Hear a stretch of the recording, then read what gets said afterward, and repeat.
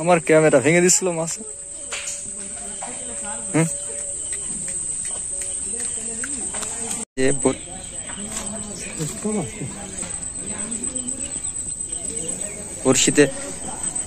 বড়শিতে মাছ উঠেছে। ফাতনার দিকে থাকে। ও কি মাছ এটা?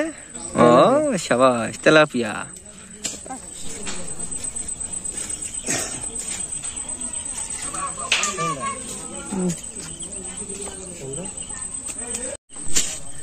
ছিপে মাছ ধরা মানে ধৈর্যের পরীক্ষা নেওয়া।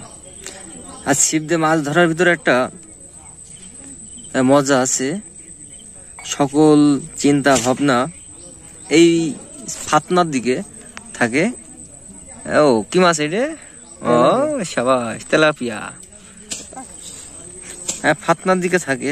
পুরো মনোযোগটা, বাইরের কোনো চিন্তা ভাবনা, দুশ্চিন্তা, টেনশন কিছুই থাকে না।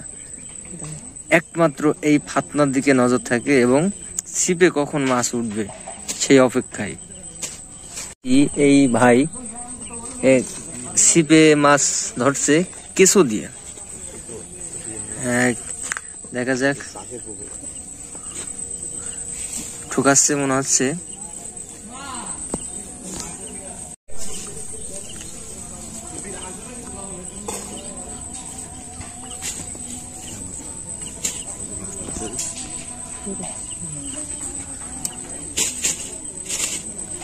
আছে আমরা দেখতে পাচ্ছি ফাতনা, যে বড়শিতে যে ফাতনা দেওয়া থাকে সে ফাতনাটা ঠুকাচ্ছে।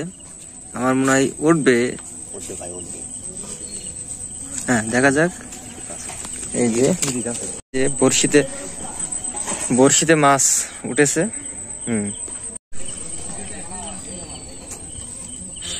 সবার শখ থাকে না, আবার শখ থাকলেও ধৈর্য থাকে না, ধৈর্য থাকলে শখ থাকে না। তো এখানে দেখতে পাচ্ছি দুইটা ফাতনা। এপাশে একটা ছোট একটা ফাতনা, এপাশে বড় একটা ফাতনা।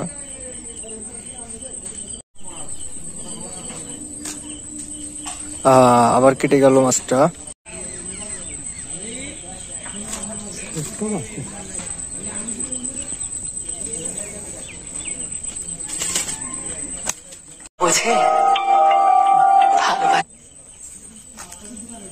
ধরো ধরো ধরো।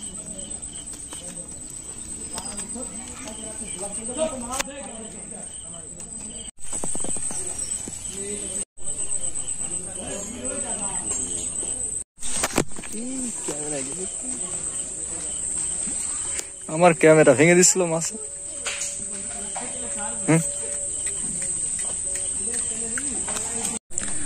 মাছ ধরা কাজে শখ এবং ধৈর্য দুটোই প্রয়োজন। শখ না থাকলে মাছ ধরা যায় না, ধৈর্য না থাকলে মাছ উঠানো যায় না। আর বাইরের জগতের সব প্রকার দুশ্চিন্তা যখন মাছ ধরতে বসা হয়, সব এক নিমিষেই শুষে নেয় এই বড়শির যে ফাতনা আছে, এই ফাতনার। কারণ ফাতনার দিকে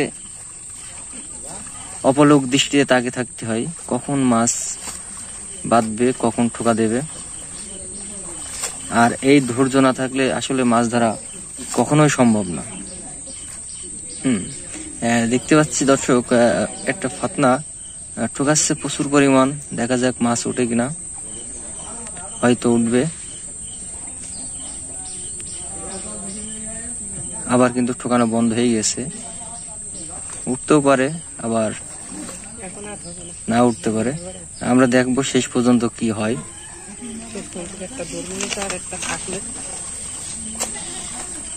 আমরা দেখবো যে আসলে এই যেভাবে যে পরিমাণ ঠুকাচ্ছে, এই ফাতনা ঠুকানোই মাছ ওঠে কিনা শেষ পর্যন্ত আমরা অপেক্ষায় থাকবো।